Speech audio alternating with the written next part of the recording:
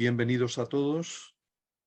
Agradecemos vuestra asistencia a este nuevo encuentro con un destacado representante del medio fotográfico. Como sabéis, esta actividad es una iniciativa de la Asociación de Amigos del Centro Andaluz de la Fotografía que venimos realizando gracias al concurso y al apoyo del Secretariado de Gestión y Promoción de la Extensión Universitaria de la Universidad de Almería, actividad que forma parte de las organizadas por su aula de cine. En esta ocasión, nuestro invitado es Jordi Esteva, al que deseamos agradecerle el que haya aceptado participar en esta actividad y dedicarnos una parte de su tiempo. Jordi Esteva nace en Barcelona en 1951, escritor y fotógrafo, es un apasionado de las culturas orientales y africanas, a las que ha dedicado la mayor parte de su trabajo periodístico, literario y fotográfico. Redactor jefe y director de arte de la revista Ajo Blanco entre 1987 y 1993, es autor de exposiciones de fotografía y de libros como Los oasis de Egipto, Viaje al país de las almas, Mil y una voces, Los árabes del mar, Socotra, la isla de los genios, Fortalezas de barro en el sur de Marruecos y el más reciente, a modo de memorias, El impulso nómada. Es autor asimismo de los documentales Retorno al país de las almas, Comián, Socotra, la isla de los genios, Historia de Cabo Corrientes. Algunas de sus fotografías forman parte de los fondos fotográficos del Centro Andaluz de la Fotografía, concretamente las correspondientes a los oasis de Egipto. Y tiene fotografías en otras colecciones públicas y privadas. Deciros antes de empezar este diálogo con él, que podéis solicitar, cuando queréis intervenir abajo, en la parte de abajo tenéis la opción de en reacciones, de levantar la mano y os voy dando paso, si os parece, para que le podáis preguntar también. Bueno, pues sin más preámbulos, reiterando nuestro agradecimiento a Jordi, le formulamos ya la primera pregunta. ¿Cuándo y cómo te inicias en fotografía y cuáles fueron tus principales motivaciones y cuáles tus primeras influencias? Sí, bueno, en primer lugar os quería dar las gracias a vosotros por esta oportunidad, ¿no? ¿Se me oye? Sí, sí, sí. Vale, pues os quería dar las gracias a todos por esta oportunidad y también reiterar mi aprecio por Almería, que ya sabes que me une una relación ya bastante larga, incluso he pasado grandes temporadas, he vivido en Almería y, bueno, y una relación de amistad con el llorado Manuel Falces y, en fin, que para mí es una tierra que siento muy próxima, puesto que he vivido aquí, tengo una hermana que está viviendo en Níjar, etc. Bueno, pues ¿cómo empezó lo de la fotografía? Pues empezó todo después de un viaje en los años, a principios de los años 70, un viaje, era la época hippie, que fui con unos amigos en un Land Rover destartalado a la India. Entonces yo no tenía una pequeña Instamatic de esas de plástico y uno de mis amigos sí tenía una Pentax y objetivos y todo, pero era un amigo que era un desastre porque vamos, perdía los objetivos, las fotos se las robaron, yo qué sé. Entonces, cuando yo regresé de este viaje, al cabo de unos meses y muchas peripecias y tal, vi que me faltaban esas imágenes. O sea, me di cuenta del poder que tenía la fotografía y entonces me sentí como un poco, no un desgraciado, pero me hubiera gustado tener esas herramientas, haber podido hacer las fotos de muchos temas que me intrigaron y que vi que me había quedado sin poder hacerlo, ¿no? Y entonces esta curiosidad, estas ganas de fotografiar era una época en aquella época el servicio militar era obligatorio, entonces había pedido muchas prórrogas, se me había acabado la última, entonces estaba en un momento de mi vida que no podía estudiar porque a cabo de 4 o 5 meses tenía que incorporarme a filas y tampoco podía buscar un trabajo por 3. Total, que como la fotografía me interesaba tanto, conseguí que un fotógrafo bastante conocido en aquella época pues me cogiera de ayudante. Entonces, gracias a esto, pues aprendí las luces, a jugar con los diafragmas y toda esta historia. Entonces ya me metí. Después, afortunadamente, la mili no la hice porque fui declarado inútil, pero entonces ya empecé a interesarme por la foto. Y sobre todo, de fruto de mi amor por los viajes y conocer otras culturas, intenté, que lo conseguí, hacer reportajes para revistas que había en aquella época, tipo la revista de Iberia, unas revistas que se llama Periplo, hice algunas cosas para La Vanguardia, pero después me decanté descaradamente ya por el blanco y negro. O sea, el color a mí no, bueno, no me satisfacía. Yo quería hacer una cosa más allá de colocar unas fotos en una revista, ¿no? Quería hacer un trabajo más propio. Y mis influencias, bueno, a mí me gustaba siempre mucho la fotografía centroeuropea, Kudelka, también Robert Frank y Ortiz Echagüe. Ortiz Echagüe a mí, este pictorialismo a veces tan exagerado con esas nubes, pero sí me impactó esos cielos y estos paisajes y su manera de componer. Y luego Bernard Plossy. Bernard Plossy ha sido una influencia muy fuerte, no siempre evidente, y entonces, bueno, uno es un poco una mezcla de estas influencias que ha ido recibiendo y luego sobre estas influencias crea una cosa distinta, nueva, ¿no? Y sí, esas son las influencias. Y también, no quiero olvidar, y le pasa a Bernard Plossy también, a Hergé, el dibujante de Tintín, porque aunque era un dibujante genial, era como un gran fotógrafo sin hacer fotografías, es decir, tiene unos encuadres maravillosos, como corta las imágenes.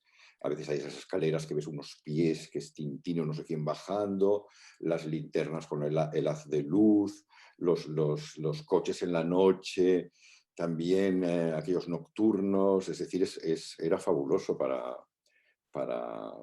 bueno, para alguien que se quería abrir paso, ¿no? O que le interesaba este tipo de sensación, ¿no?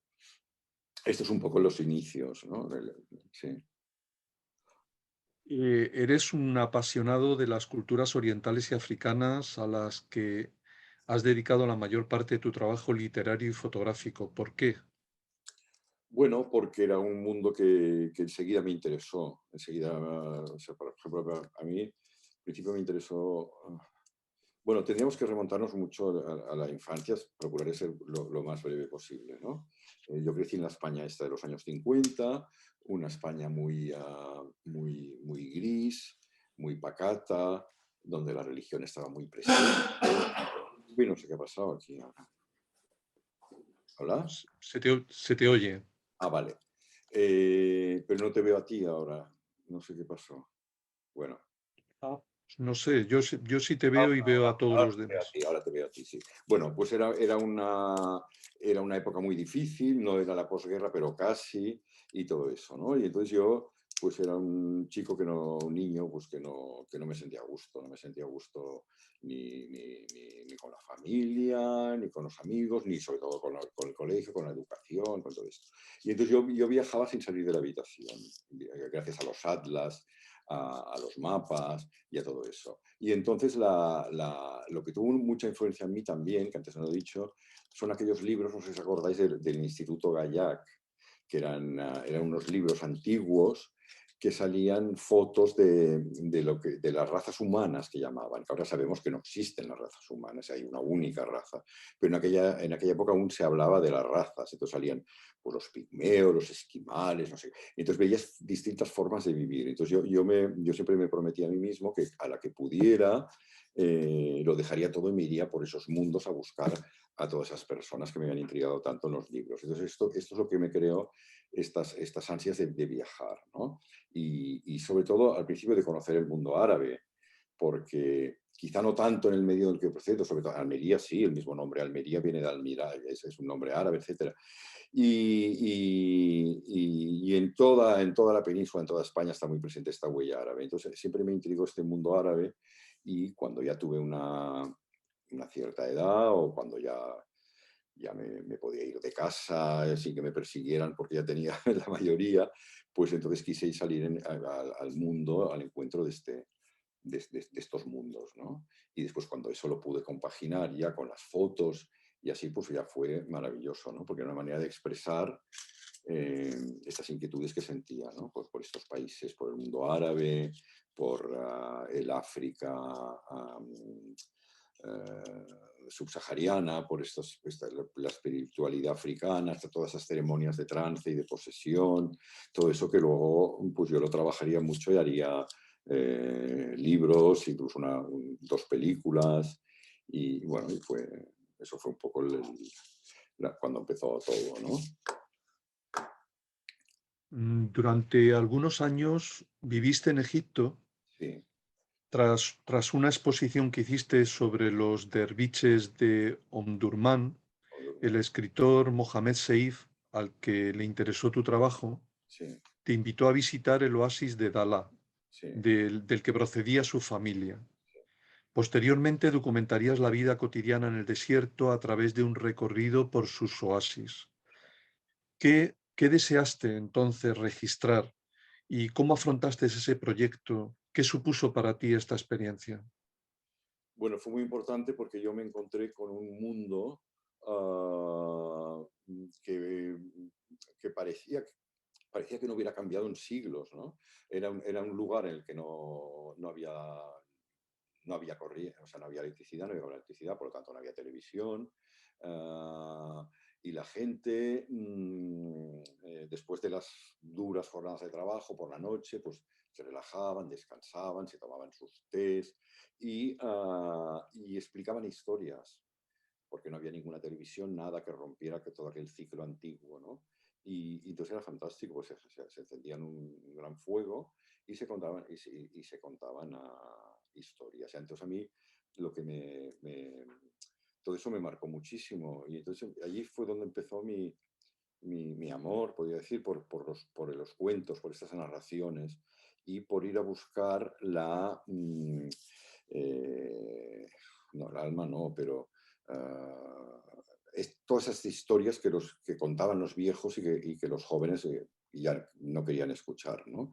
Entonces este mundo como arcaico, como primigenio, me interesó muchísimo. Y si queréis os paso algunas fotos. A ver si me sale, porque estoy un poco negado con esto del Zoom y tal, ¿no? Deja de compartir. Ah, no, tengo que poner compartir y Sí, arriba clicar aquí ya y estamos viendo, estáis viendo mi escritorio y ahora tengo que abrir, sí, ¿no? Ahora la tengo carpeta, ¿no? la carpeta que tenía de Almería. ¿Veis la carpeta ahora? Sí, Vale, perfecto. Pues voy a poner algunas de estas fotos de los oasis. Aquí estáis viendo el oasis de Siwa y lo estáis viendo, ¿verdad? sí, Bien, entonces esto es lo que me gustó, ¿no? ¿Veis esta especie de ciudad como de sueños? O sea, a mí me interesaba mucho este mundo onírico, ¿no? Y este señor, esta especie de peregrino que llega a una ciudad rara, o sea, esto como estos cuentos así fascinados, ¿no? Y claro, cuando llegué a este lugar era lo que yo quería reflejar, ¿no? Un mundo de ensoñación, de cuento, como este hombre que yo le llamo el profeta, porque está aquí como meditando, ¿no? En este lugar. Aquí este personaje, Sanusi, esto es la gente con la que yo convivía, porque tengo que decir que yo no llegué ya a empezar empecé a hacer fotos como un loco y me inmiscuía en la vida de los demás. Yo soy muy mal fotógrafo de calle, esto que se llama ahora tan de manera snob street photography, ¿no? Porque es que no me gusta molestar. Y yo si veo a alguien, veo no sé, un anciano extraño, una mujer interesante y tal, no me atrevo a acercarme a hacer clac y hacer una foto. Y no, yo no soy así. Me parece muy bien la gente que se atreve, incluso los puedo admirar, pero yo soy de otro estilo. Lo que yo hacía, mi método de trabajo ha sido siempre conseguir hacerme amigo de alguien, de estas personas que me interesan, y siempre lo he conseguido, y además ha sido amistades de verdad. Y entonces me he dedicado primero a conocer esta gente y sus casas y convivir con ellos, y entonces a fotografiar la vida que yo estaba llevando con ellos. O sea, en cierto modo son fotos biográficas, ¿no? Aquí, por ejemplo, pues falta uno que soy yo, que estaba comiendo y me levanté para hacer la foto, pero yo estaba conviviendo con ellos, ¿no? Eh, el ocio también, la música, el, el alcohol, porque se bebe alcohol ahí, aunque sea islámico, siempre hay algún de eso, las pipas, los baños en los manantiales de los oasis. Aquí, esta mujer aquí cocinando pan, trasquilando los camellos, los herreros, otra vez mujeres. eh, claro, esto me interesó mucho. La cocina, ah, estoy saltando un poco porque ahora me estoy concentrando más en los oasis. Esta foto que me gusta mucho, que es la última foto que hice antes de que me detuviera la policía egipcia, pero esto ya sería otro, eso daría para otra conferencia, ¿no? Esto lo que estaba hablando antes, estas conversaciones, estas noches hasta las tantas, aquí se explicaban historias de monstruos, es decir, para mí era realmente una maravilla. Y bueno, doy un poco por acabada la, la sesión de los oasis y ahora os pasaré las del mundo animista africano, que es lo que fui a buscar a Ghana, a Costa de Marfil, y sí, Ghana y Costa de Marfil básicamente, que eran las ceremonias de trance, la posesión, la invocación de los espíritus con los tambores, y entonces bajaban las distintas deidades, que son las deidades que luego pasaron a Nuevo Mundo con la esclavitud, es decir, todo este culto de los orishas, ¿no? de estos espíritus. Y aquí está, por ejemplo, una de las sacerdotisas, Ajua, que gracias a ella pude meterme en este mundo tan adentro. Y aquí está poseída por Mami Wata, que es la diosa del agua, que sería en Cuba un poco el equivalente a Yemayá, y que está presente también en Brasil y en Venezuela, y bueno, en muchos sitios que, como he dicho antes, ¿no? Pues lo fue llevado por los esclavos. Este es un rey de Costa de Marfil, porque ahí, aunque hay un sistema político, es otro, siguen habiendo los reyes o reyezuelos de las distintas comunidades, ¿no? Y cuando llegas a sus territorios tienes que presentarte a él y él finalmente es quien decide si te puedes quedar o no y te ayuda o te rechaza, como también puede pasar. Este es uno de los oficiantes animistas de esta espiritualidad africana y aquí vuelve a estar la sacerdotisa poseída, ya la veis aquí que están en un trance profundo, ¿no? Está poseída por los espíritus. Otra vez ella en el agua. Y estas son unas ceremonias de iniciación, que son las ceremonias por las que pasan los iniciados cuando son llamados supuestamente por los genios, entonces se quedan a merced de la sacerdotisa o del sacerdote animista, que es los que los va iniciando en estos rituales, ¿no? Esta es otra iniciada, ya en un estadio de formación ya bastante fuerte, veis, es que está totalmente como transformada, parece casi una estatua, ¿no? Porque está totalmente poseída, y esta es una de las madres iniciadoras de esta religión, o de estas creencias. Bueno, os quería pasar un poco estas fotos que están relacionadas con lo que estamos hablando, ¿no? Has declarado que buscabas la hora, perseguías las sombras y esperabas el momento, Sí. que querías atrapar el espíritu del lugar. ¿Esa metodología es la que ha marcado tu forma de trabajar en fotografía? Sí, yo creo que sí. Sí, es esto. O sea, yo primero, mis inicios era un poco como siempre, pues bastanteando, te vas buscando, buscas tu lenguaje, etcétera, ¿no? Claro, yo entré en este, bueno, yo creo que hay en mi propio lenguaje, sobre todo con el claroscuro, con los negros muy fuertes, todo un poco quemado. No me importaba tanto la técnica, es decir, la mayoría de veces disparaba cuando la cámara no me decía que no podía ser, cuando las agujitas eran totalmente analógico, por supuesto.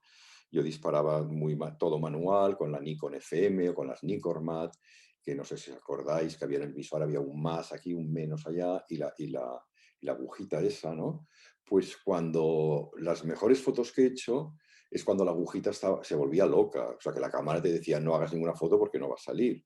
Y entonces yo pues aguantaba la respiración como podía y tiraba un quinceavo o un octavo o algo así, y siempre salía algo, ¿no? Y esto lo digo porque, claro, la técnica es muy importante conocerla, pero para luego pasar de ella, ¿no?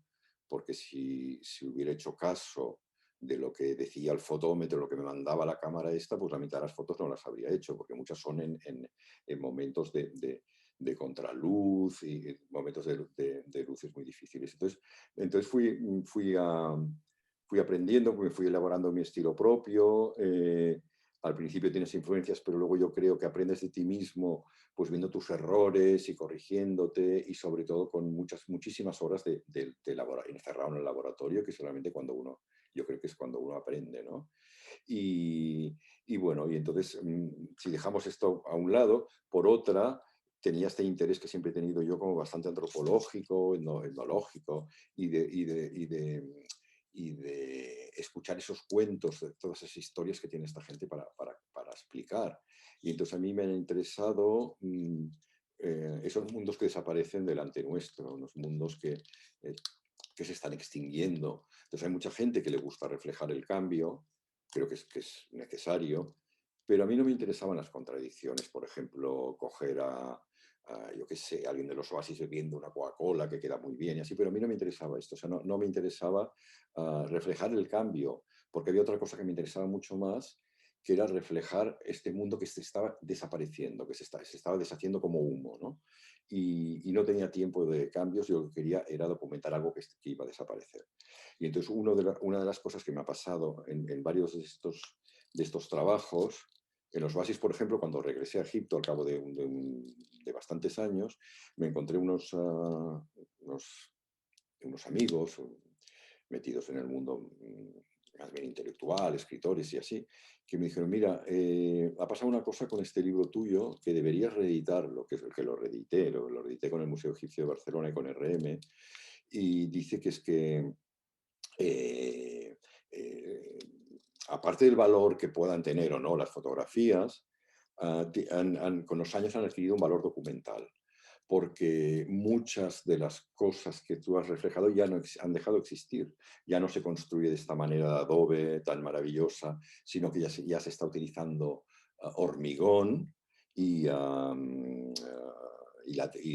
bueno, hormigón y ladrillo industrial. La gente ya no va vestida como vestían como de siempre, que parecía que no se fuera a acabar nunca. Ahora van con ropas chinas. Han desaparecido aquellas norias tiradas por bueyes. Ahora hay bombas de agua chinas. Es decir, todo ha cambiado todo muchísimo. Me pasó también en Socotra, que creo que luego hablaremos un poco, porque en Socotra yo también luego fui a filmar allí. Primero hice un libro escribí, y luego hice fotografías y luego fui a hacer una película. Entonces un investigador que conocí gracias a las redes, ruso, porque esta isla estuvo bajo la influencia soviética muchísimo tiempo, me dijo, mira, no sé si lo sabes, pero también, una vez más, ¿no? Dice, pero tú has estado filmando en un idioma que se está extinguiendo y a lo mejor es el único documento que va a quedar en esta lengua, porque ahora hay una guerra, la guerra está del Yemen, que es muy, muy dura y ya no se puede hacer investigaciones de estas que hacían ellos allí, ¿no? Y dice, y además, pues por ley de vida, pues los ancianos están muriendo, que son los que hablan esta lengua, porque la gente joven ya habla, ellos creen que siguen hablando esta lengua, pero de hecho está ya muy contaminada de árabe. Entonces, para la pureza de esta lengua, pues no quedan registros. Bueno, esto es todo un poco un rollo para explicar qué es lo que lo que yo pretendo con la fotografía y con mis libros, porque todo es un todo, o sea, tanto las fotos como mi escritura, como las películas, obedece a lo mismo. Son como facetas como las distintas caras de un prisma, ¿no? Que obedece a eso, ¿no? A buscar pues esos mundos que se van y esta sabiduría de los ancianos, y que son ancianos que muchas veces están vistos como primitivos, que la gente del mismo país los tacha de primitivos. A mí me decían en el Cairo, porque vas a este sitio lleno de moscas y además con esos viejos que solo pues, saben contar mentiras y supersticiones. Yo les decía, no, no, señores, estos señores son depositarios de toda una cultura, de una mitología, de todo un acervo popular muy interesante. Digo, y además son médicos tradicionales, conocen las plantas, las virtudes de las plantas y tal. Y si a vosotros os soltaran en el desierto, no duraríais unas horas. En cambio, ellos pueden sobrevivir porque saben qué plantas son las adecuadas, en qué lugares se puede encontrar algún tipo de comida, aunque sean insectos. O sea, que yo veía las cosas de una manera muy distinta. En Fortalezas de Barro, en el Sí, sur de Marruecos, colaboraste con Roger Mimó realizando las fotografías de su estudio sobre la arquitectura tradicional del Atlas marroquí sí, y sobre el cambio social que condujo al abandono de la mayor parte de las casbas. sí. ¿Qué puedes decirnos de este trabajo y, bueno, cómo fue tu colaboración con Roger? Bueno, la colaboración, para decir la verdad, pues no fue muy fluida, porque teníamos maneras de ver las cosas muy distintas. Ya digo, ni mejor ni peor, simplemente pues a veces conectas mucho con una persona o no, entonces no hubo mucha fluidez. De hecho, al final yo creo que en el libro coinciden dos lenguajes distintos. O sea, él está hablando de una cosa y yo estoy quizás hablando de otra. Él está hablando de la arquitectura y yo una vez más estoy hablando pues como del paso del tiempo, ¿no? El inexorable paso del tiempo, como por ejemplo en esta fotografía que veis esta casba, que son estas construcciones maravillosas en adobe, que no tienen más de 200 años, aunque parezca que sea de la época de no se sabe qué. Y entonces aquí, pues a mí lo que yo quise reflejar es eso, ¿no? El paso del tiempo, y claro que hay una clara influencia de Echagüe, ¿no? Estas nubes, claro que Echagüe eh, pintaba los negativos. Las nubes a veces las pintaba mucho más y así. Aquí hay para los fotógrafos, pues evidentemente hay un filtro, no rojo, no se llama esa bestia, pero hay un filtro amarillo o naranja, que en aquella época, que cuando se utilizaba la película Tri-X y en blanco y negro y así, pues lograba sacar un poco de jugo al cielo, porque si no, a veces los cielos quedaban quemados. Entonces me gusta mucho y también esta sensación tan bonita de cuando se va a producir una tormenta y se abre el cielo y los rayos del sol y tal, y cuando ves que las sombras de las nubes van corriendo por el paisaje, ¿no? Eso que es tan bonito. Entonces, bueno, pues en esta foto yo creo que lo logré y estoy muy contento de ella. Y luego tengo, a ver, para pasar alguna más de esta zona, esta también, de una de estas casas fantásticas. Y entonces aquí, pues veis que hay una cigüeña en cada torreón, y de repente una de ellas, mientras estaba haciendo la foto, estas cosas que pasan como por casualidad, pues una de las cigüeñas empezó a revolotear y se puso ella, posó casi, ¿no? Se puso aquí. Y entonces a mí me gusta mucho que esto, quiero pensar ya que es un poco así, que es como un poco como el espíritu del lugar, ¿no? Como la cigüeña que se va y que abandona el sitio, porque todas estas casbas, pensemos que, aunque ya, como antes he dicho, no tienen más de 200 años, son del 19, de hecho, así. La gente ha tenido que emigrar porque son lugares muy duros, muy difíciles. Se han buscado la vida pues, en Europa, en España, muchísimos, en Almería mismo, en los invernaderos, etc. Y entonces, cuando los que han hecho un poco de fortuna o han hecho unos ahorrillos, pues regresan al terruño, y en vez de rehabilitar estas casas tan maravillosas, las están dejando caer y se están construyendo pues como unos chalecitos horrorosos, con un mal gusto increíble, en las afueras de los pueblos. Bueno, esto es un fenómeno que en España también ha pasado, porque hay muchos pueblos maravillosos de piedra antiguos que se han vendido las casas a los horterillos de la ciudad, a los nuevos ricos, y las casas bonitas de piedra, que las han restaurado y tal, y ellos han hecho pues las casas con la cochera, no sé qué, en las afueras del pueblo, ¿no? Pues allá es el mismo fenómeno, lo que pasa es que pasa un poco, está pasando, es más reciente. Y bueno, y veo aquí que de las casas no he puesto ninguna foto más. Pero sí, Eh, yo estuve muy contento de hacer o- ese trabajo, sí. Otro proyecto tuyo ha sido Viaje al País de las Almas, Sí, sobre las creencias tradicionales en el sureste de Costa de Marfil. Allí, algunas comunidades continúan manteniendo contacto con los espíritus a través de los comián o sacerdotes animistas, que en estado de trance son poseídos por los genios del bosque y del agua. sí, En el libro Viaje al País de las Almas y en las películas Retorno al País de las Almas y Comián, retratas el frágil mundo del animismo africano y documentas los rituales iniciáticos y los fenómenos de posesión. sí. ¿Qué te empujó a realizar estos proyectos y cómo los pudiste planificar? Bueno, eso también es un poco por el azar, porque muchas cosas de estas ocurren por la casualidad y por el azar. Yo creo que cuando se quiere hacer un tipo de trabajo de este no hay que tener, bueno, al menos es mi método, no sé, cada uno funciona como quiere o como puede, ¿no? Finalmente. Pero mi manera siempre ha sido dejar un poco al azar, no ir con mucho tiempo, con todo el tiempo del mundo, porque es cuando empiezan a suceder cosas, porque es que si no, no pasa nada. Y entonces lo de las almas es una cosa que siempre me había inquietado, cuando veía esos libros de mi padre con esas fotografías de África y no sé qué.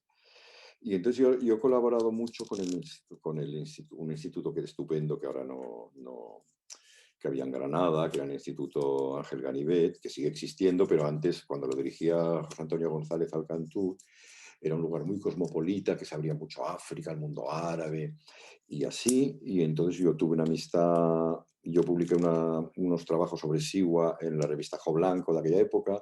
Eso le interesó mucho a González Alcantú, me contactó. Y entonces, a través de uno de sus becarios que habían tenido allí, que era un señor de la Costa de Marfil, pues luego este chico, este hombre fue como progresando y llegó a ser alguien con un cargo importante en el gobierno de allá.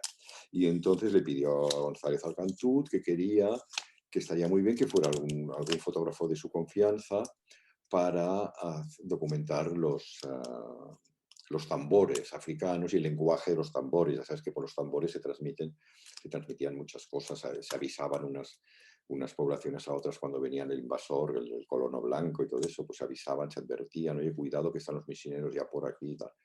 Y bueno, entonces yo fui a hacer ese trabajo. Fue un trabajo que a mí no me satisfacía porque era hacer, claro, es que no era un trabajo para hacer fotos, en todo caso era un trabajo para musicólogos o eh, para hacer películas, porque fotos de tambores pues llega un momento ya que cansa. Pero entonces de repente ahí me tuve, por casualidad, entré en contacto con una sacerdotisa animista y con unos iniciados. Entonces yo me quedé de piedra cuando vi a aquella gente que estaban poseídos por la noche, todos pintados con kaolín, que es este polvo blanco como una arcilla, y con los ojos así, todo, claro, me quedé intrigadísimo. Entonces yo quise poco a poco meterme en esta tradición y todo eso. Entonces yo llamé al Cantú, que me estuve toda una noche intentando hablar con él, porque era una época que aún no había móviles ni nada, y se había que poner unas conferencias que se cortaba, yo qué sé. Y le dije, mira, José Antonio, digo, los tambores dejémoslo correr, porque no. Digo, en cambio, déjame quedar un poco más tiempo, claro, porque ellos me habían subvencionado este primer viaje. Quiero mirar de meterme en ese mundo, en ese mundo tan secreto, tan difícil, tan raro, porque había tenido la suerte de empatizar con una de estas sacerdotisas y tras una serie de rituales, etcétera, pues fui aceptado por estos espíritus o por estos supuestos espíritus. Y entonces vi que allí tenía una oportunidad de meterme en un mundo como muy prohibido y es lo que hice, ¿no? Y luego ya volví 3 o 4 veces más porque quise hacer todas las etapas de iniciación por las que pasa un joven o una joven, desde que es elegido por los espíritus, porque empiezan a hablar y decir cosas extrañas y sacar espuma por la boca y tal. Entonces, cuando a alguien le pasa esto, lo llevan ante un sacerdote animista y este sacerdote invoca a los espíritus con la percusión y ellos le indican si aquella persona o está enferma o se ha vuelto loca o no. Todo esto que le está ocurriendo es porque los espíritus quieren que se dedique a ellos. Y entonces sigue una serie de rituales y de ceremonias, una iniciación, una educación que dura unos 7 años, que es muy difícil, y les enseñan todos los secretos de las plantas del bosque, todos los mitos y tal. Y entonces yo tuve la suerte de poder hacer todo eso. Evidentemente no me quedé 7 años ahí para registrarlo todo, sino que como empecé a conocer a mucha gente, pues sabía que alguien iba a hacer la ceremonia determinada en aquel poblado, el otro al cabo de 2 meses en el otro y tal. Entonces pude realizar todo eso. O sea, desde que una persona es elegida por los espíritus, vuelvo a decir supuestamente, hasta que es entronizado como nuevo gran sacerdote, ¿no? Y entonces pude hacer recorrer todas estas etapas y que es lo que conseguí reflejar en el libro Viaje al País de las Almas y las 2 películas, Retorno al País de las Almas y Comián, que, bueno, que me gustaría mucho que las pudierais ver. Son en blanco y negro, siguen la estética mucho de los años 60, 70, blanco y negro muy contrastado, y se pueden ver en Filmin. Es decir, los que seáis de Filmin, es que me parece que no hay ni que pagar, porque ya entran dentro del, ¿cómo se llama eso? Como del, que, bueno, no sé, que ya las tienes, ya que entras, ya está, y no tienes que pagar ni nada. Por eso las recomiendo, porque sí. Y creo que son interesantes, que complementan mucho todo lo que estamos diciendo. Todos tus trabajos fotográficos los has realizado en blanco y negro. Sí.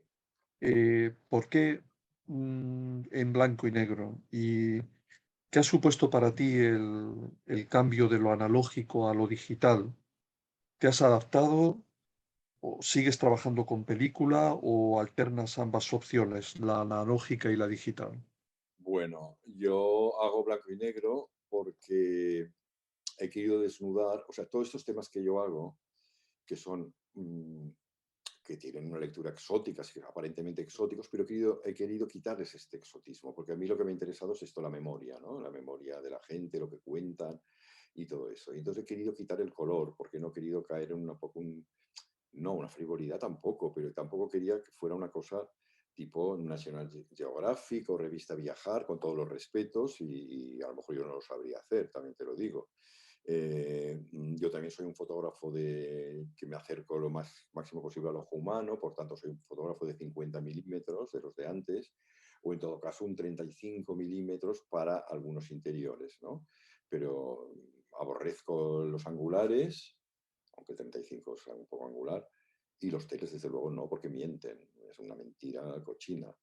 Y bueno, y entonces he querido desnudar, ya te digo, la imagen de esta misma imagen de la casba con la cigüeña. Pues es que yo creo que si está fuera en colores, así estaría contando una cosa totalmente distinta.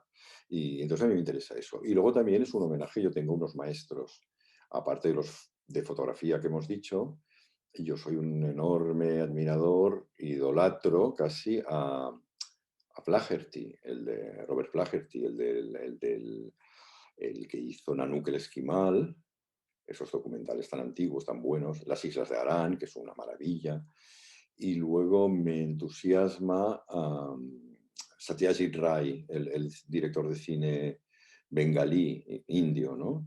Con esas películas El mundo de Apu, unas películas en un blanco y negro también muy, muy duro, muy contrastado. Y luego, el cambio que dices tú a lo digital es que yo no lo he hecho, o sea, yo me he quedado en lo analógico, soy un antiguo moderno, o sea, yo lo digital no sé hacerlo, no hago fotos bonitas en digital, porque cuando haces fotos analógicas, primero tienes la limitación del número de carretes, de fotos, ¿no? Pero yo lo que hago, o lo que hacía, es que que hay un punto, esto los que seáis fotógrafos sabéis, hay como un punto en el espacio en que las cosas empiezan a ser interesantes, cuando haces un retrato, un paisaje. Es decir, hay un momento que no sabes por qué, es como una especie, yo le llamo como el punto G fotográfico. O sea, hay un momento que las cosas adquieren una magia. Y en lo digital es muy difícil, porque tú te piensas que disparando mucho, pues vas a encontrar ese momento, y no es cierto. Entonces empiezas chac, chac, chac, y luego son fotos que se te quedan, que las pierdes y se quedan en carpetas ahí por ahí, en los ordenadores viejos y todo eso. Y entonces yo por eso soy muy analógico. Y entonces lo digital a mí me ha costado mucho, no tengo... He intentado hacer el paso, pero no, he perdido mucho interés en la imagen, ¿no?, hoy en día, precisamente por eso, ¿no? Tengo una Leica que me costó un, un huevo y que, bueno, que invertí los ahorros de una exposición que tuve la suerte que me pidieron en Dubái y que fue muy bien, porque ya sabes que ahí todos como jauja. Y acto seguido me metí en un centro de estos comerciales de locos, esos que tienen como pistas de esquí y todo eso, y vi que ponía Leica y ¡pam! Y me lo gasté todo ahí en una Leica digital, pero que uso muy poco porque me pasa lo mismo, no. Y cuando he utilizado alguna imagen digital, lo que he hecho es intentar desdigitalizarla, ensuciarla, porque a mí me da mucho miedo estas fotografías perfectas de lo digital. Yo necesito meter grano, necesito imperfección, necesito que haya trozos que estén un poco quemados, ¿no? Es como cuando veo esa película que tuvo tanto éxito, que a mí no me gustó absolutamente nada, Roma, la mexicana.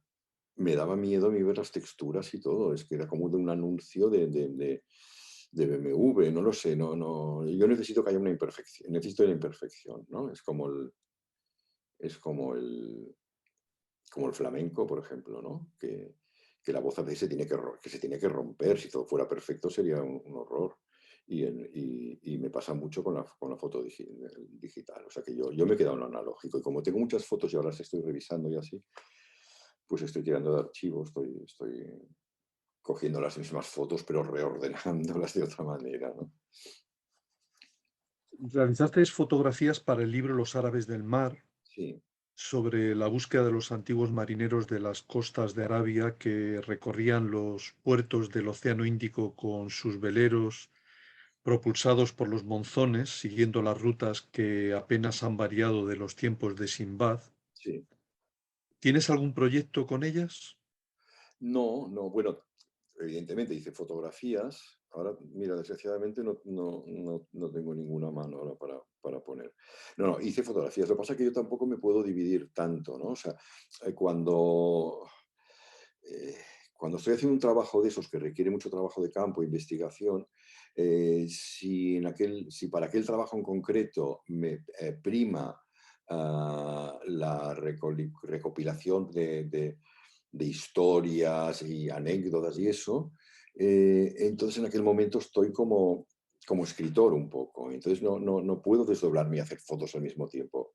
Evidentemente las fotos no las abandoné, hice muchísimas fotos, pero no iba con el esquema, con el programa mental de hacer las fotos. Por tanto, no digo que sean malas porque no lo son, pero están en otro nivel. Y muchas de estas fotos las estoy aprovechando ahora, algunas, tampoco muchas, para una exposición que estoy montando en la Vila Casa, en la Fundación Vila Casas, que será una exposición más íntima, más personal, y saldrán algunas de estas fotos.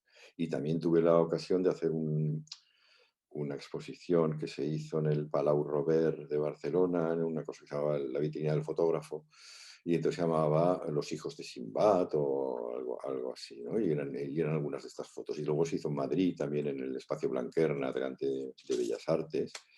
Y sí, pero quiero decir, ese trabajo que hice fundamentalmente era un trabajo literario. ¿Eh? La isla de Socotra será el destino de otro de tus apasionantes viajes.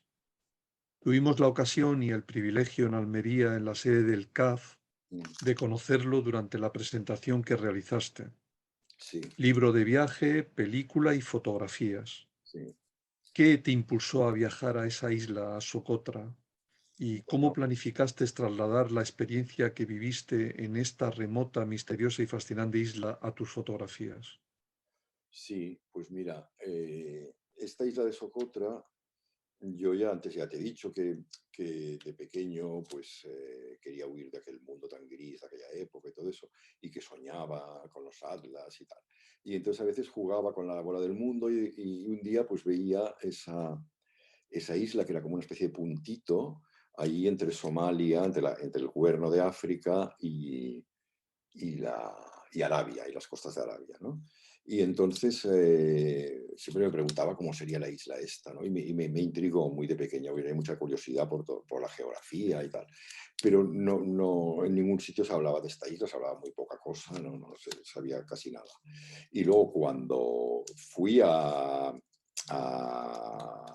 hacer el estudio de los árabes del mar, en los puertos de Arabia, del Yemen, en la costa oriental de África y todo eso, pues me encontré con muchos marineros y mercaderes que habían hecho la antigua ruta con los veleros y que hablaban de Socotra, y para ellos Socotra era un lugar muy enigmático al que no procuraban no acercarse porque la mitad del año es peligrosísimo porque hay unos acantilados, entonces el mar era, bueno, en la época de los monzones, muy mala mar, y, eso, y acercarse allí significaba la muerte porque estaba lleno de escollos y de arrecifes y tal. Entonces todo eso me intrigó más. Entonces finalmente cuando logré averiguar un poquito más, vi que era una isla llena de misterios y leyendas, era la isla de la Berroc. La Berroc, esta ave monstruosa que cogía a los elefantes con sus garras y se los llevaba a los nidos para que sus crías se los despedazaran y se los comieran. Era la isla de ave fénix, era la isla del incienso y de la mirra, que iban los mercaderes de la reina de Saba. Bueno, es que era un lugar absolutamente mitológico y mágico.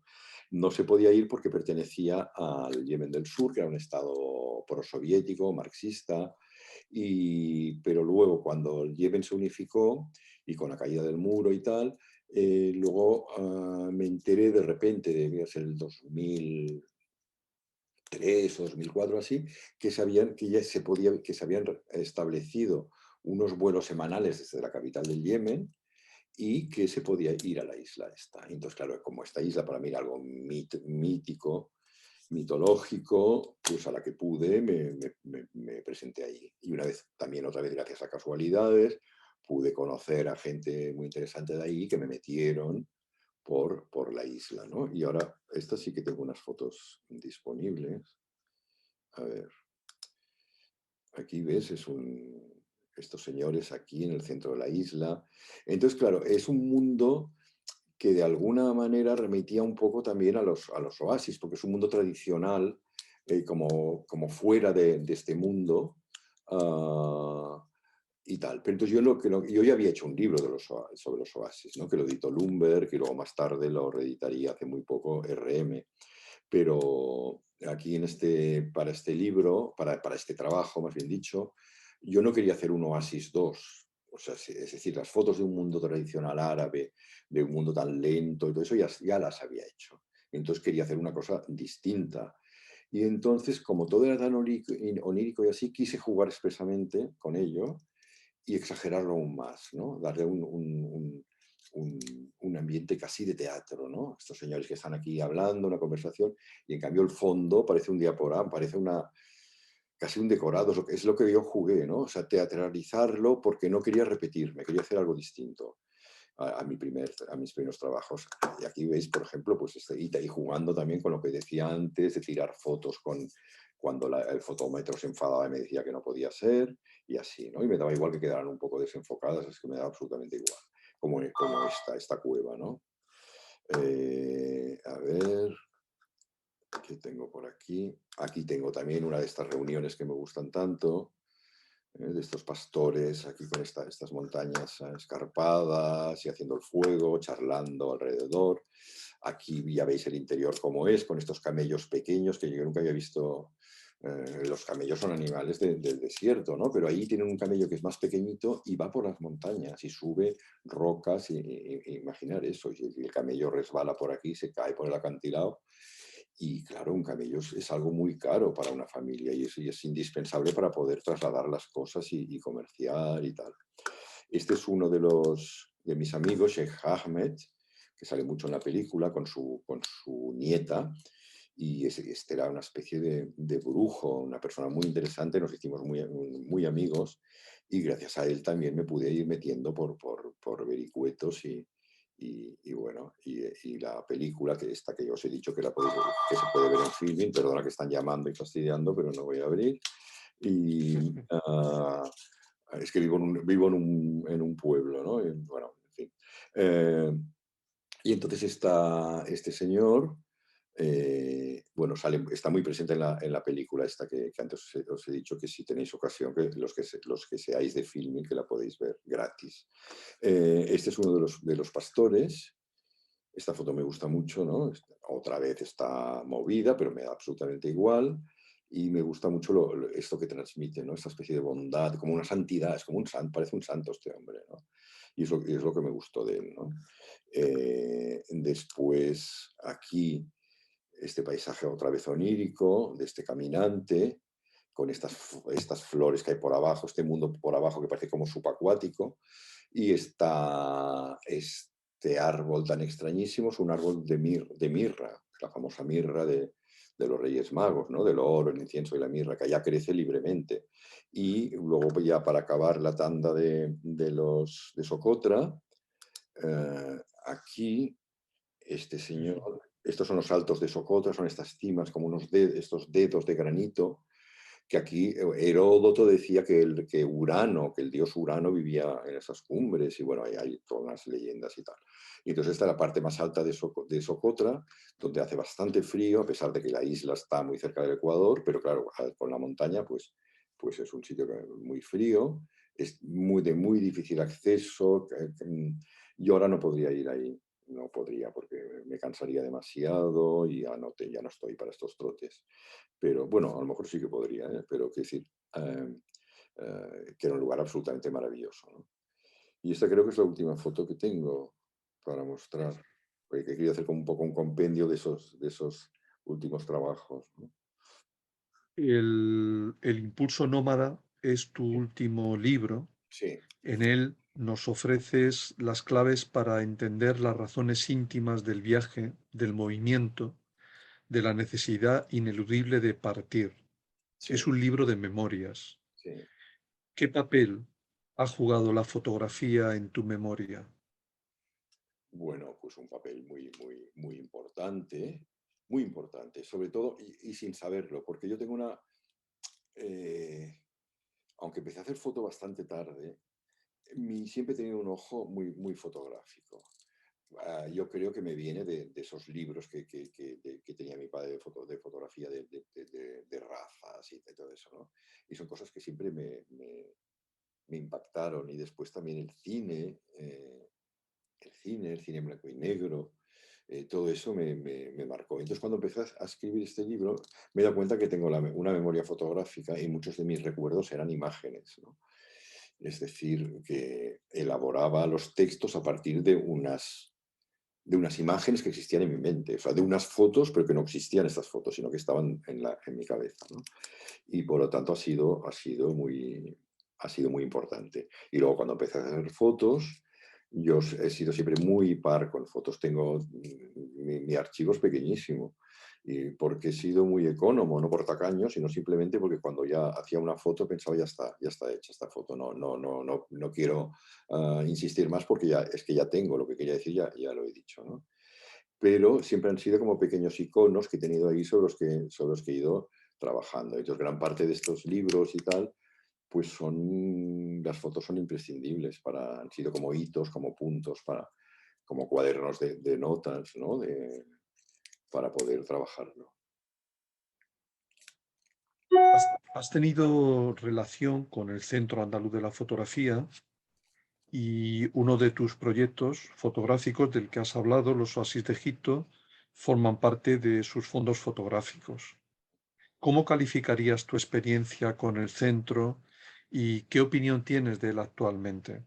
A tu juicio, Sí. ¿Cuáles son sus mayores valores y cuáles son sus mayores amenazas, si ves alguna?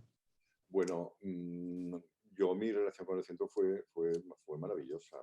Digo, fue porque hace mucho tiempo pues que no, que no, que no hacemos cosas juntos y eso, ¿no? Pero en la época de Manuel Falcés y así, pues fue fantástico. Para mí fue maravilloso poder exponer las fotos de los oasis y que a partir del centro fueran a otros lugares, por Andalucía, y creo que también fueron a Tenerife y así. O sea que para mí todo eso fue fantástico. Y en cuanto al centro actual, pues es que no es que me quieras caquear, es que no puedo hablar demasiado, ¿no? Lo que sí que puedo decir es que es una pena que estos centros, un centro tan importante como el CAF, en un lugar como Almería, donde, bueno, que os voy a contar a vosotros, ¿no? Del grupo Alfal y de nuestro querido Pérez de Siquier, que murió pobre y todo eso. Es decir, un sitio que ha habido una fotografía tan interesante y tan nueva y tan pionera en España, pues que ahora parece que está un poco como dormido por motivos, bueno, la política que es muy pesada y muy así. Yo creo que tendríamos que aprender, no hablo por el centro, hablo andaluz de fotografía, hablo en general en este país. Tenemos que aprender un poco de Francia o de Inglaterra o así, porque cambie coyunturalmente una política en un momento dado, no hay por qué empezar a cambiar a todo el mundo ni nada. Es decir, tenía que haber como una independencia, que estar por encima de todo eso. Lo que tiene que primar es que se haga bien el trabajo museístico, de fotografía, de que los jóvenes aprendan y no por encima de prebendas que tú quédate este museo y me quedo el otro, ¿no? Que esto es muy triste. Y después también, bueno, no sé, creo que me querías preguntar algo sobre esto de Soria o así, ¿no? Sí, Sí, sí, sí, hace unas pocas fechas se ha aprobado la creación de un Centro Nacional de Fotografías. sí. ¿Qué opinión tienes sobre esa decisión? Sí. ¿Qué te parece que se haya decidido ubicarlo en Soria, en una ciudad de las denominadas periféricas? Bueno, ¿Estarías a favor de la creación de una Escuela Nacional de Fotografía como existe en Francia? sí, claro. ¿O eres más, ahora hace un momento te has referido a Francia concretamente, o eres más partidario de la creación de grados de fotografía en las universidades y no tener una escuela nacional? Pero yo creo que es compatible todo, ¿no? Es compatible que haya unas actividades en la universidad y luego un centro. A mí me parece básico. Es que ponían un centro incluso en cada comunidad autónoma y luego uno que estuviera un poco por encima, pues en Madrid, o si no se quiere hacer Madrid, para descentralizar un poco, en Almería, porque Almería es donde antes hemos dicho salió todo este movimiento. Y está el Centro Andaluz de Fotografía desde hace no sé cuántos años, que ha sido el único centro que hay en este país, ¿no? De fotografía. Por lo tanto, yo creo, con perdón de Soria, que es muy bonito, y los poemas de Machado, todo lo que quieras, pero yo creo que tendría que estar, te lo digo de verdad, yo creo que tiene que estar en Almería este centro, si se hace, ¿no? Es lo que yo, Muy como bien. preguntas, yo digo lo que pienso. Eh, ¿En qué proyecto fotográfico personal trabajas en la actualidad? ¿Hay algún proyecto que desearías realizar y que aún no has podido hacer? Bueno, en la actualidad, lo que estoy haciendo es que estoy preparando una exposición en la Fundación Vila Casas, de aquí de Cataluña, y entonces que girará alrededor del impulso nómada de este libro mío último, y entonces será una exposición en la que saldrán algunas de las fotos que os he pasado, pero que estarán escogidas no por temas por lugares así, sino por una relación más íntima mía con las fotos. Es decir, será una exposición más que la quiero intimista, voluntariamente intimista, ¿no? Este es mi proyecto inmediato. Después, pues es que no lo sé. Lo que yo quiero, más que hacer fotos nuevas, estoy revisando trabajos ya hechos. Y entonces me gustaría revisar de arriba abajo el trabajo de las almas, del animismo, porque cuando publiqué el libro, que fue con pretextos, con la editorial Pretextos, la selección de fotos que hice, la manera que tenía de escogerlas y así, ha cambiado radicalmente. Es que ahora a lo mejor pondría un 30% de aquellas fotos y pondría otras que en aquellos momentos no me llamaron la atención y que ahora sí lo hacen, ¿no? Es decir, la mirada sobre el propio trabajo de uno también va cambiando a lo largo de los años, ¿no? Y esto es lo que tal. De hacer fotos otra vez, pues sí, me gustaría. Tengo un trabajo medio iniciado sobre el mundo clásico, sobre Ulises y todo eso. Lo que pasa que, claro, eh, no sé, es muy difícil y todo ha cambiado mucho y no sé si lo seguiré porque en estos momentos me interesa más bucear en mi archivo que hacer cosas nuevas. ¿Hay algún aspecto de la fotografía que no te guste? ¿Qué cambiarías de ella si pudieras? Uy, es que la fotografía es algo tan amplio, ¿no? Que tienes desde Salgado a Bernard Clouseau, pasando por la insoportable de la Annie Leibovitz, esta que no me gusta absolutamente nada, porque creo que sabes a quién me refiero, ¿no? Anne Eh, Leibovitz, o ¿cómo se llama? sí. Esta fotógrafa súper americana que para hacer una foto necesita 50 personas y maquillajes y focos y luces y que retrata el glamour y el éxito y que no tiene éxito pues que se vaya a tomar por el viento, ¿no? Y venga Louis Vuitton y todo esto que es la foto, bueno, pues esto no me interesa. Claro, es que es que es tan amplio que no puedo decir qué es lo que cambiaría. Pues no sé, para mí la foto que a mí me interesa, la foto que me interesa es la foto que habla de un mundo personal, ¿no? Eh, en la que no ensalzar el poder como hace esta señora o el éxito, sino alguien que está contando su vida, ¿eh? Por ejemplo, a mí un fotógrafo que me interesa mucho es Luis Bailón. Lo encuentro muy auténtico y me encanta, aunque lo que hacemos está un poco, no tiene nada que ver, pero me gusta mucho, lo respeto muchísimo y además nos hemos hecho amigos y así, y me gusta muchísimo. Y luego Bernard Clouseau también, porque es totalmente intimista y es su mundo lo que está contando. Entonces, este es el tipo de foto que a mí me interesa, ¿eh? No digo que sea Y en relación, sí, sí. perdona, Jordi. No, que digo que no sea deci- mejor ni peor que el otro y que el tal y cual. Digo que desde mi punto de vista, el que me interesa es este intimista, el que me está contando una historia como personal o que me está aportando una luz nueva, distinta, con la que yo no había pensado sobre un tema que a veces ha sido muy socorrido, pero que alguien te da unos reflejos nuevos, ¿no? Esto es lo que me interesa. En relación con aquellas personas que hoy desearían iniciarse en fotografía, o que les atrae, que les llama la atención, ¿qué te gustaría decirles? En un tiempo tan influido por lo tecnológico, ¿qué crees que deberían de tener en cuenta? Bueno, no sé, yo creo que deberían aprender un poco de los fundamentos y la historia de la fotografía, quizá, y quizá hacer un poco, yo no digo que hagan analógico, porque tampoco puedes ir en contra de la historia, ¿no? Y también me parece un poco como fuera del tiempo ahora de repente ponerse a hacer fotos en analógico, pero yo creo que sí, al menos para aprender, para saber cómo se maneja la luz y que se aprende mucho, y aprender un poco de laboratorio y todo eso, yo creo que es muy eficaz para luego, sobre todo para para tener un ojo, ¿no? Una mirada.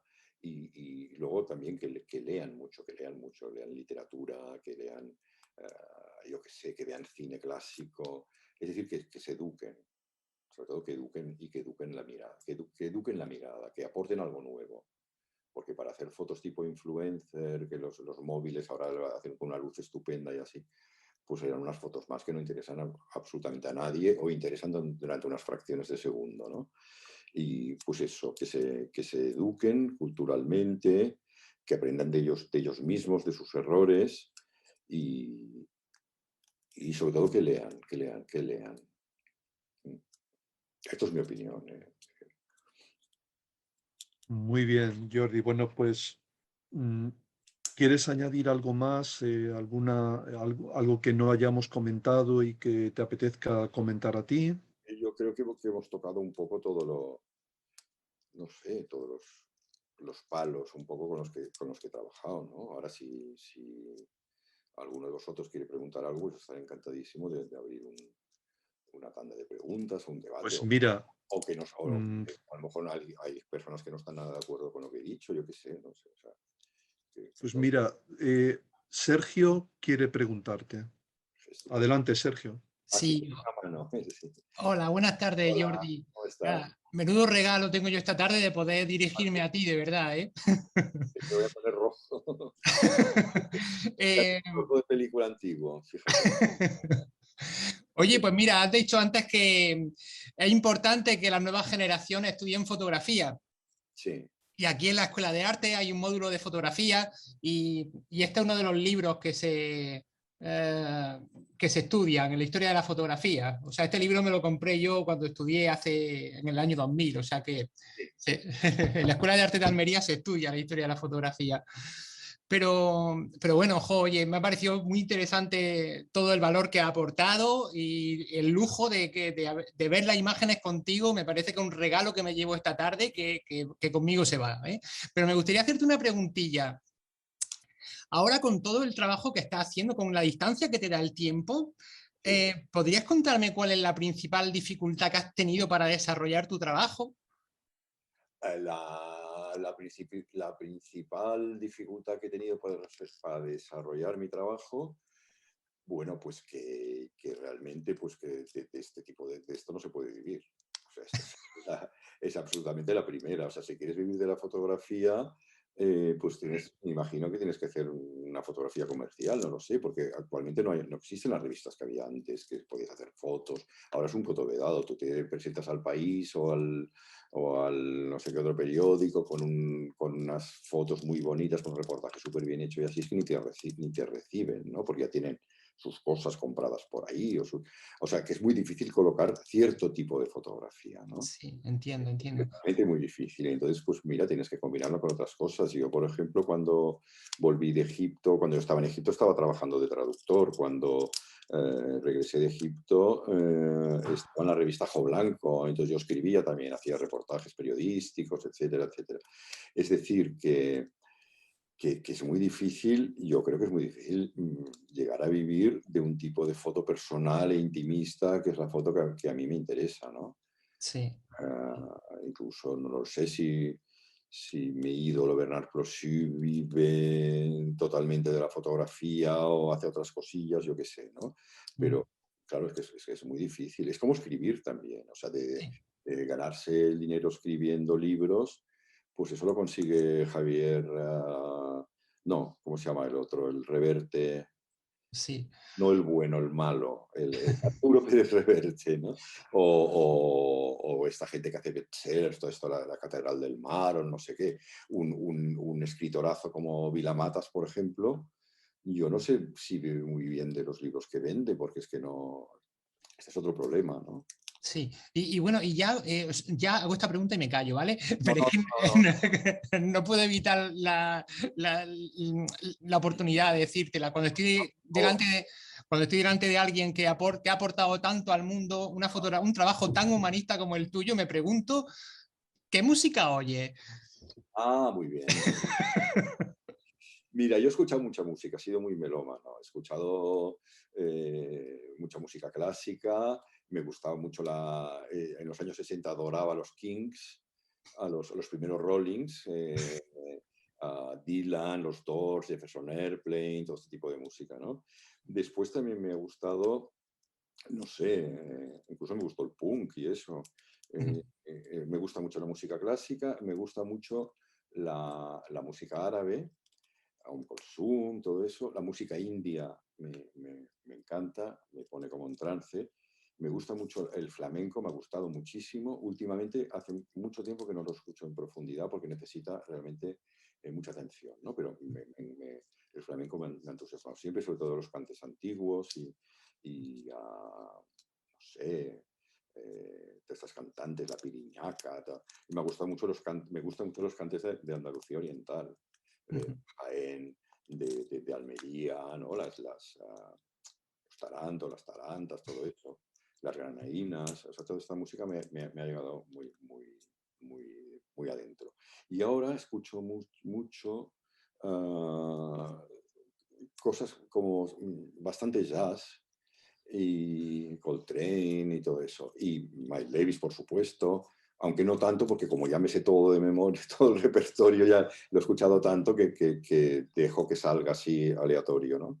Ujú. Y volver a los clásicos, pues piano, Schubert, Mozart, todo eso. No puedo decir a alguien en concreto porque escucho muchas cosas distintas. Y me gusta mucho, aparte de los grandes intérpretes, Rubinstein y todos esos, me gusta mucho también escuchar gente joven, que aunque a lo mejor aún no están consagrados, aportan como un poco una sangre nueva, una lectura distinta a Bach, ¿no?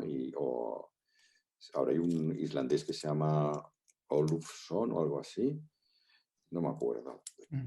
que toca cosas de Mozart y tal, pero ahora me está empezando a cargar un poco, porque lo toca todo de dar un aire como romántico, cosas que no están escritas desde un punto de vista romántico, ¿no? Da un romanticismo toca Bach como si fuera Schubert, entonces eso ya no me acaba de gustar tanto, pero es un tipo de cosas que oigo, ¿no?